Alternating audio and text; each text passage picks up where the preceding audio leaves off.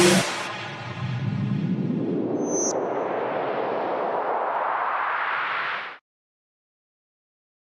बच्चों, तो आज की क्लास में मैं आप सभी को class 10th chapter quadratic equation exercise 4.1 का क्वेश्चन नंबर 2 का डिस्कशन करेंगे। आप सभी इस टॉपिक को बहुत ही ध्यान से समझना, क्योंकि ये वर्ड प्रॉब्लम है। और आप सभी एक बात ध्यान रखना, जब भी आप वर्ड प्रॉब्लम के क्वेश्चन करते हो तो वर्ड प्रॉब्लम जो क्वेश्चन होते हैं उसको आप ध्यान से पढ़ो और उन क्वेश्चन को समझने की कोशिश करो, और उसके बाद क्वेश्चन को आप सॉल्व करो। क्वेश्चन प्रॉपर तरीके से आपको प्रैक्टिकली समझ में आना चाहिए। तो चलो अपन क्वेश्चन स्टार्ट करते हैं। देखो पहला क्वेश्चन क्या बोला गया है। पहले नंबर तो ये देखते हैं कि इस क्वेश्चन को करना क्या है।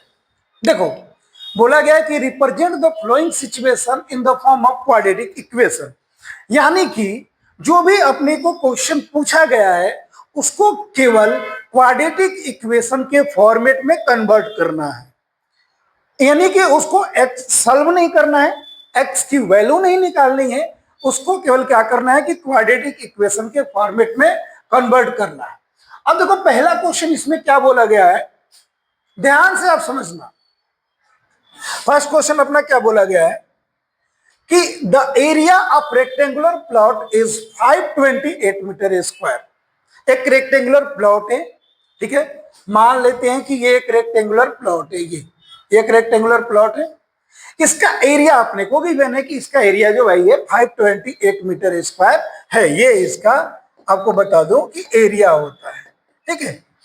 अब इसमें कंडीशन क्या दिया गया, ध्यान देना कि the length of the plot is 1 more than twice its breadth, यानी कि इस रेक्टेंगुलर प्लॉट का लेंथ उसकी ब्रेथ के ट्वाइस से 1 मोर है। तो बोला गया कि we need to find the length and breadth of the plot. Okay, आपको यहां पे दिख रहा है कि ये रेक्टेंगुलर प्लॉट है। अब यहां पे क्या बोला गया है कि जो लेंथ है उसके ब्रेथ के ट्वाइस से 1 मोर है। अगर मैं आपको बोलूं कि इस ब्रेथ को मैं एक्स सपोज करूं तो लेंथ क्या हो जाएगा, लेंथ इसके ट्वाइस से 1 more, it means 2x plus 1। Question क्या बोला गया है, समझ में आया आपको। अब इसको क्वाड्रेटिक इक्वेशन के फॉर्मेट में कन्वर्ट करना है। एक बात और ध्यान रखना, ये बात आपको पता होना चाहिए कि रेक्टेंगल के एरिया का जो आपका फॉर्मूला होता है वो क्या होता है, L इंटू बी। इसको आप जूनियर क्लास में ऑलरेडी पढ़े होंगे। तो रेक्टेंगल के एरिया का फॉर्मूला क्या होता है, L into B, length into breadth, क्योंकि इस फॉर्मूले की रिक्वायरमेंट इस क्वेश्चन में पड़ेगा आपको, ठीक है। अब चलो, अब इस क्वेश्चन को करना है तो कैसे करेंगे, ध्यान देना, ध्यान देना। यहां पे जो भी वैल्यू जो गिवन नहीं है, चाहे वो लेंथ हो या ब्रेथ हो, उसमें से आप किसी भी एक वैल्यू को सपोज करना है। तो देखो यहां पे मैं क्या कर रहा हूं, let the breadth of rectangular plot be x meter. मैं यहां पे ये सपोज कर लिया कि उस रेक्टेंगुलर प्लॉट का जो लेंथ है x मीटर है। आया आप सभी को समझ में, ठीक है। तो रेक्टेंगुलर प्लॉट के लेंथ ब्रेथ को x मीटर सपोज कर लिया, तो इसका लेंथ क्या होगा आप देखना। लेंथ क्या होगा, लेंथ के लिए बच्चों इस चीज को समझने की कोशिश करो। क्या बोला गया है कि the length of the plot is 1 more than twice its breath. इसका मतलब क्या हुआ कि जो लेंथ है वो ब्रेथ के ट्वाइस, ट्वाइस मतलब हुआ यहां पे 2 गुना, ट्वाइस 2x से 1 मोर है प्लस 1। तो ये हो गया आपका ब्रेथ, ये हो गया आपका लेंथ। अब यहां पे ध्यान देना,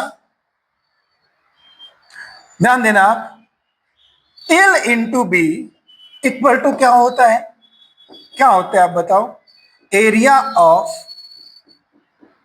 रेक्टेंगल, एरिया पर रेक्टेंगल होते हैं, ठीक है। L क्या है, 2x प्लस 1, बी को अपन ने सपोज किया x, और क्वेश्चन में अपने को एरिया गिवन है 528 मीटर स्क्वायर। अब इसको इसके इक्वल कर दो। अब यहाँ पे क्या करना है, एकदम बेसिक सा कैलकुलेशन करना है। देखो 2x को x से मल्टीप्लाई किए 2x स्क्वायर, 1 को x से मल्टीप्लाई किए x, 528 को लेफ्ट में लेकर के आएंगे तो ये जो आप सिचुएशन बना, ये आपका क्या बन गया, क्वाड्रेटिक इक्वेशन बन गया। आ गया आप सभी को समझ में? यानी कि इसको केवल क्वाड्रेटिक इक्वेशन के फॉर्मेट में आप सभी को क्या करना है, कन्वर्ट करना है। ठीक है, ये आ गया बच्चों समझ में? चलो नेक्स्ट क्वेश्चन देखते हैं। नेक्स्ट क्वेश्चन क्या है, ध्यान देना। नेक्स्ट क्वेश्चन है the product of two conjugative positive integer is 306।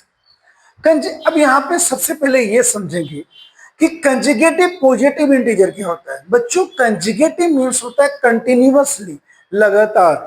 अगर मैं आपको ये बोलूं कि 5 है तो 5 के जस्ट बाद क्या आएगा, 6। 1 है तो 1 के बाद क्या आएगा, 2। तो अब यहां पे एक चीज समझना, अब यहां पे कंजुगेटिव पॉजिटिव इंटीजर की बात कर रहा है, तो ये चीजें आपको समझ में आ गया। तो यहां पे देखो क्या करोगे, ध्यान देना। यहां पे let the two conjugative positive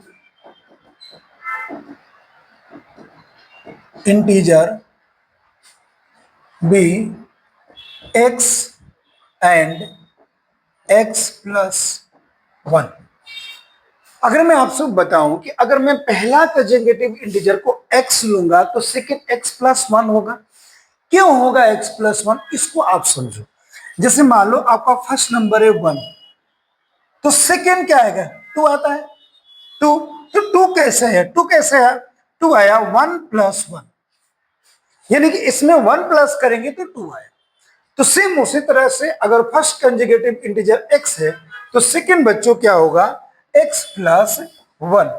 अब देखो क्या बोला गया कि द प्रोडक्ट ऑफ, यानी कि इन दोनों का प्रोडक्ट। देखो अकॉर्डिंग टू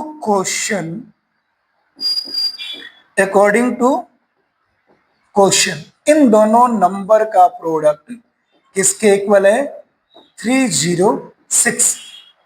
बेसिक से यहां पे कैलकुलेशन करना है आपको। x को x से मल्टीप्लाई करोगे x स्क्वायर, x को 1 से करोगे x इक्वल टू 306। ये लेफ्ट में आकर के बच्चों माइनस हो जाएगा, तो ये आपका हो गया क्वाड्रेटिक इक्वेशन। आ गया आप सभी को? जितना आप क्वेश्चन को प्रैक्टिकली समझोगे उतना ही आपको मजा आएगा। और एक कंसंट्रेशन मांगता है, मैथमेटिक्स कंसंट्रेशन एंड प्रैक्टिस। अगर ये दो चीज आपको आता है तो आपको मैथ में कभी भी प्रॉब्लम नहीं आएगी, ये बात का आप ध्यान रखना। ठीक है, चलो बच्चों नेक्स्ट क्वेश्चन देखते हैं। नेक्स्ट क्वेश्चन देखो क्या है। देखो बहुत ही इंपॉर्टेंट क्वेश्चन और इंटरेस्टिंग क्वेश्चन है, ठीक है ना। इसको पढ़ते हैं। क्या बोला गया है कि Rohan's mother is 26 year older than him, यानी कि रोहन की मदर का जो एज है रोहन के एज से 26 ईयर ज्यादा है। यानी कि आम भाषा में समझो कि रोहन की माँ जो है रोहन से 26 साल बड़ी है एज में। रोहन की माँ रोहन से 26 ईयर बड़ी है। ठीक है, अब देखो आगे सिचुएशन क्या दिया जा रहा है कि the product of their age 3 year from now will be 360। यहां पे ये बोला गया है कि आज से ठीक 3 साल बाद रोहन के एज एंड उसके मदर के एज का प्रोडक्ट जो है वो कितना है, 360 है। तो आप इसको क्वाड्रेटिक इक्वेशन के फॉर्मेट में लिखो। क्वेश्चन आप सबको समझ में आ गया? तो देखो सबसे पहले क्या करेंगे, ध्यान देना बच्चों। सबसे पहले अपन एक काम करेंगे, ठीक है, क्या काम करेंगे ध्यान देना। Let the present age of Rohan, be x year. मैं यहां पे ये सपोज किया कि रोहन का जो प्रेजेंट एज है वो क्या है, एक्स ईयर है। रोहन का प्रेजेंट एज क्या है, एक्स ईयर है। अब यहां पे देखो क्या काम करेंगे, अब उसके मदर का प्रेजेंट एज निकालते हैं। तो देखना, present present age of Rohan's mother, be. Rohan के मदर का प्रेजेंट एज क्या हो जाएगा, ध्यान देना, रोहन की मदर रोहन से कितने ईयर बड़ी है, 26 ईयर। तो ये बच्चे हो जाएगा x प्लस 26 ईयर। बोलो आ गया। रोहन की जो मदर है रोहन से 26 ईयर बड़ी है, तो मैंने रोहन का प्रेजेंट एक्स सपोज किया, तो रोहन के मदर का क्या हो जाएगा, x प्लस 26। अब देखो बच्चों क्या करेंगे, बोला है the product of their age 3 year from now, यानी कि 3 साल बाद। तो देखो यहां पे क्या लिखोगे, आफ्टर 3 ईयर, आफ्टर 3 ईयर। अगर मैं आपको ये बात बताऊं कि आज मेरा एज जो है 30 है, आज मैं 30 ईयर का हूं, तो 3 साल बाद मेरा एज क्या होगा। तो सिंपल सी बात है कि 30 में 3 को प्लस करेंगे 33। सेम वैसे ही after 3 year Rohan's age, Rohan का एज क्या हो जाएगा बताओ। अभी प्रेजेंट एज है एक्स, कमेंट करो क्या हो जाएगा, एक्स प्लस 3 ईयर। आ गया आप सभी को समझ में। और ऐसे ही 3 after 3 year Rohan's mother age क्या हो जाएगा, x प्लस 26 प्लस 3। इसको कैलकुलेट करेंगे तो ये आ जाएगा x प्लस 29 ईयर। यानी कि यहां पे आप एक चीज देख सकते हो कि आफ्टर 3 ईयर रोहन का जो एज हो जाएगा वो x प्लस 3 हो जाएगा, और उसके मदर का जो एज होगा x प्लस 29 होगा। अब क्वेश्चन में बोला है कि इन दोनों एज का प्रोडक्ट जो है वो क्या है, 360 है। आ रहा है सभी को समझ में। हम देखो क्या करेंगे, देखो अकॉर्डिंग टू क्वेश्चन, अब इन दोनों एज का प्रोडक्ट कर दो, x plus 3 into x plus 29 equal to 360। बच्चों x को x से मल्टीप्लाई करेंगे x स्क्वायर, इस x को 29 से करेंगे 29x, 3 को x से मल्टीप्लाई करेंगे 3x, अब प्लस 29 को 3 से करेंगे तो 9 3 जा 27 का 2, 3 2 जा 6 और 2 8, 87 इक्वल टू 360। ध्यान देना, एक्स स्क्वायर प्लस 29 प्लस 3 क्या हो जाएगा, 32x plus 87 minus 360 equal to 0। अब यहां पे देखना, एक्स स्क्वायर प्लस 32x, इसको सब्ट्रैक्ट करो, ये आ गया आपका 3,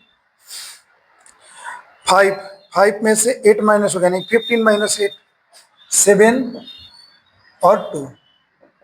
तो बच्चों ये जो आया x square plus 32x minus 273, ये रिक्वायर्ड क्वाड्रेटिक इक्वेशन आ गया। यानी कि इस क्वेश्चन का जो क्वाड्रेटिक इक्वेशन होगा वो अपना ये होगा। आ रहा है आप सभी को समझ में। कहीं पर भी बच्चों आप सभी को डाउट हो रहा है तो आप कमेंट करें, आपके कमेंट का जवाब दिया जाएगा, ठीक है। नेक्स्ट, और इस एक्सरसाइज का लास्ट क्वेश्चन, और आज की क्लास में अपना एक्सरसाइज 4.1 कंप्लीट हो जाएगा। नेक्स्ट वीडियो में अपन नेक्स्ट एक्सरसाइज के बारे में डिस्कशन करेंगे, ठीक है। अभी देखो लास्ट क्वेश्चन क्या है, ये भी बहुत इंपॉर्टेंट है बच्चों। क्या है ये, ध्यान से पढ़ना इस क्वेश्चन को। अ train travel a distance of 480 kilometre at a uniform speed. एक ट्रेन है और वो ट्रेन 480 किलोमीटर डिस्टेंस को एक फिक्स स्पीड से ट्रेवल कर रही है। अब यहां पे कंडीशन दिया गया है कि if the speed had been 8 kilometer less, यानी कि जो यूनिफॉर्म स्पीड है, अगर उस ट्रेन की स्पीड 8 किलोमीटर पर आवर कम कर दी जाए, पहले से 8 किलोमीटर पर आवर कम कर दी जाए, तो it would be taken 3 hour more to cover the same distance, यानी कि उसी डिस्टेंस को कवर करने में उसी ट्रेन को पहले के कंपैरिजन में 3 आवर यानी कि 3 घंटे ज्यादा टाइम लगेगा। तो आप इस सिचुएशन का क्वाड्रेटिक इक्वेशन बनाओ। ठीक है, देखो क्या करेंगे। सबसे पहले लेट द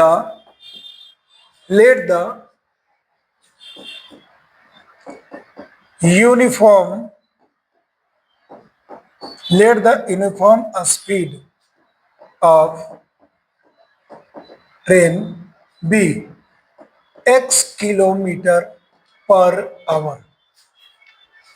मैं यहां पे ये सपोज कर दिया कि जो ट्रेन का यूनिफॉर्म स्पीड है वो क्या है, x किलोमीटर पर आवर है।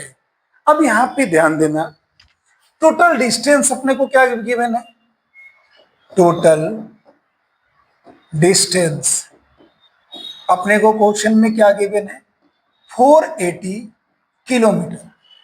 अब बच्चों ये बात आप सभी को पता होगा, एक फॉर्मूला होता है टाइम निकालने का। तो ये क्या होता है, डिस्टेंस बाय स्पीड। अपना डिस्टेंस है 480 किलोमीटर और इसको स्पीड है x किलोमीटर पर आवर, यानी कि अगर वो train x kilometre per hour के स्पीड से 480 किलोमीटर डिस्टेंस को कवर कर रहा है तो उसको टाइम कितना लगेगा, 480 बाई x आवर। अब देखो क्या बोला गया है, नाउ ध्यान देना, नाउ डिक्रीज स्पीड, जो स्पीड कम हुआ है, अब उस स्पीड की बात करते हैं। तो कितने किलोमीटर पर आवर स्पीड कम किया गया है क्वेश्चन में, 8 किलोमीटर पर आवर। तो अपना जो यूनिफॉर्म स्पीड है x और 8 किलोमीटर पर आवर स्पीड को कम कर दिया गया है। तो बच्चों इसका अब टाइम क्या हो जाएगा, टाइम हो जाएगा distance by speed 480 by x minus 8 hour. अब यहां पे देख सकते हो कि जब ट्रेन यूनिफॉर्म स्पीड से जाती है तो उसको टाइम कितना लग रहा है, 480 बाई एक्स। जब ट्रेन की स्पीड कम होती है तो ट्रेन को टाइम लग रहा है 480 बाई एक्स माइनस 8। अब क्वेश्चन में बोला गया है कि ये जो टाइम है इससे 3 आवर ज्यादा है। समझ में आया, 3 आवर ज्यादा है। तो क्या करेंगे, ध्यान देना आप, क्या करेंगे, ध्यान देना आप। सबसे पहले कि इस स्पीड में से यानी कि 480 by x minus 8 minus 480 by x equal to क्या आ जाएगा, 3 आ जाएगा, क्योंकि ये टाइम इससे 3 आवर ज्यादा है। तो इस टाइम में से इस टाइम को माइनस कर दिए तो क्या आ गया, 3। अब इसको कैलकुलेट कर दो, देखो कैसे कैलकुलेशन करेंगे। 480 कॉमन आ गया अपना, तो ये हो जाएगा बच्चों 1 by x minus 8 minus 1 by x equal to 3। ठीक है, अब ये 480 इधर जाएगा तो डिवाइड हो जाएगा। देखो इसका एलसीएम ले लेते हैं, इससे इसमें डिवाइड करेंगे तो x आएगा, x से डिवाइड करेंगे तो x माइनस 8, और ये 480 इधर आया बच्चों तो डिवाइड हो गया। अब देखो कैलकुलेशन कर रहे हैं, x माइनस कैसे मल्टीप्लाई करेंगे, minus x, minus minus plus 8 by x को x से मल्टीप्लाई किए एक्स स्क्वायर, एक्स को 8 से किए माइनस 8x, ये 3 से कैंसिल हो गया, 160 टाइम्स में, तो 1 बाई 160। इस x से ये x कैंसिल, क्रॉस मल्टीप्लाई कर देंगे तो ये हो गया x square minus 8x equal to 160 into 8। यहां तक कैलकुलेशन आ रहा है बच्चों। अगर कहीं पे भी कैलकुलेशन में आपको दिक्कत आ रही है तो आपको कमेंट करके पूछना होगा। और एक बात हमेशा ध्यान रखना, अगर आप सभी को कैलकुलेशन में प्रॉब्लम आ रही है ना, तो आप प्रैक्टिस बढ़ा दो, आप प्रैक्टिस को इंक्रीज करो। जितना ज्यादा प्रैक्टिस करोगे उतना ही कैलकुलेशन आपका बेटर होगा, यानी लास्ट में इस स्टेज पर आ जाओगे कि आपसे मिस्टेक होगा ही नहीं। ठीक है, अब यहां पे देखो x square minus 8x equal to 0, ये इसको लेफ्ट में लेके आ जाओ आप। तो ये इस क्वेश्चन का रिक्वायर्ड इक्वेशन हो गया। आ गया समझ में? आई होप कि आप सभी को बहुत ही मजेदार तरीके से समझ में आ रहा होगा और पढ़ने में बहुत ही मजा आ रहा है। तो ऐसे ही आप मन लगा के पढ़ते रहिए। इसके बाद मिलेंगे नेक्स्ट वीडियो में नेक्स्ट एक्सरसाइज 4.2 के साथ। तब तक के लिए धन्यवाद।